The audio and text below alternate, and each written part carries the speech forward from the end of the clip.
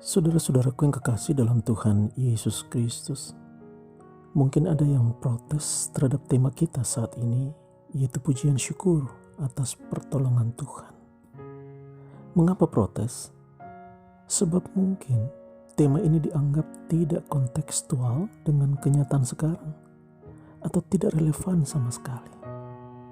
Masa kita harus bersyukur padahal hidup sedang susah? Apa tidak tahu semua orang sedang tertekan dengan kehebatan virus corona? PHK ada di mana-mana. Kantor-kantor pegadaian penuh dengan orang-orang yang akan menggadai barang demi memenuhi kebutuhan hidup. Penumpang ojek berkurang, semua gerakan dan aktivitas dibatasi. Lalu apa yang harus disyukuri? Saudara-saudaraku, apakah benar panggilan untuk bersyukur sedang tidak pas dengan situasi kita saat ini?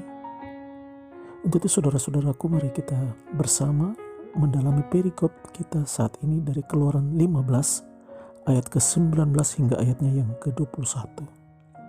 Sebelum perikop kita, peristiwa tentang penyeberangan Laut Teberau baru saja dikisahkan. Ketika itu Tuhan Allah membelah Laut Teberau untuk menyelamatkan orang-orang Israel yang sedang dikejar oleh pasukan Mesir. Namun saat orang-orang Israel selesai menyeberangi Laut Teberau, Tuhan kembali menutup belahan Laut Teberau itu sehingga memusnahkan pasukan Mesir yang masih berada di dalamnya. Akibatnya Israel lolos dari maut, sedangkan pasukan Mesir mati di tengah Laut Teberau. Ketika itulah nabi perempuan yang bernama Miriam menari-nari sambil menyanyi, lalu berkata seperti dalam ayat yang ke-21, "Menyanyilah bagi Tuhan, sebab ia tinggi luhur. Kuda dan penunggangnya dilemparkannya ke dalam laut." Ayat ke-21 ini bisa dibagi menjadi dua bagian. Yang pertama berisi ajakan, "Menyanyilah bagi Tuhan, sebab ia tinggi luhur." Nyanyian syukur ini bukan ditujukan kepada kemenangan Israel, melainkan ditujukan kepada Tuhan. Inilah yang disyukuri Miriam, saudaraku. Sebab tangan kanan Tuhan yang telah menolong Israel, Tuhan hadir sebagai subjek yang melakukan pertolongan itu. Kalau tidak ada pertolongan Tuhan, maka tidak mungkin Israel bisa lolos dari maut. Bagian yang kedua berbunyi, kuda dan penunggang dilemparkannya ke dalam laut. Di sini kembali ditekankan Tuhan yang maha hadir itu sebagai subjek yang melemparkan kuda dan para penunggangnya. Adapun kemenangan Israel hanyalah imbas dari kehadiran Tuhan yang berkarya pada saat itu. Jadi Miriam sesungguhnya sedang memuji Tuhan, bukan memuji kemenangan Israel. Mendengar ini, saudaraku, mungkin ada di antara saudara yang juga akan bertanya, tapi kalau Israel kalah, apakah Miriam akan tetap memuji Tuhan? Jawabannya adalah iya.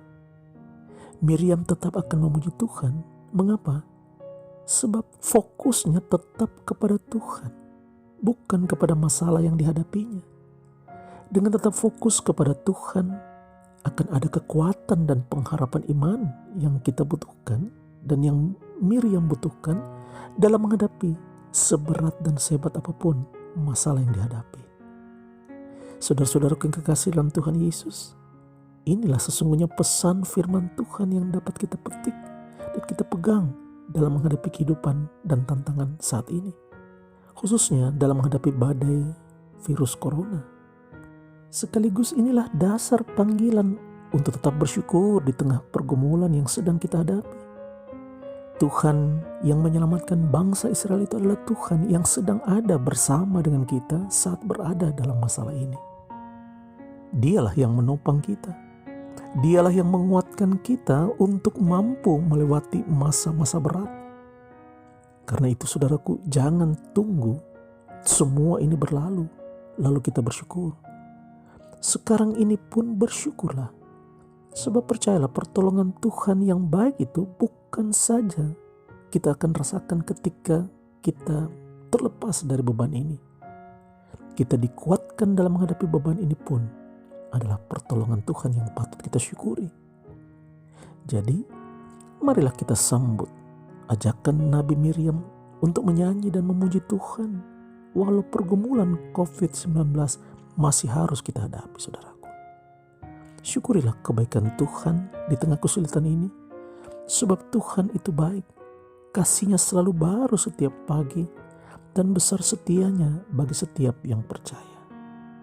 Dan Tuhan yang Miriam puji itu adalah Tuhan yang hadir bagi kita, yang telah mati di kayu salib dan yang telah bangkit pada hari yang ketiga. Dialah Tuhan Yesus yang telah mengatasi dosa dan maut dan siap untuk memenangkan kita dari pergumulan virus corona ini. Percayalah, saudaraku. Amin.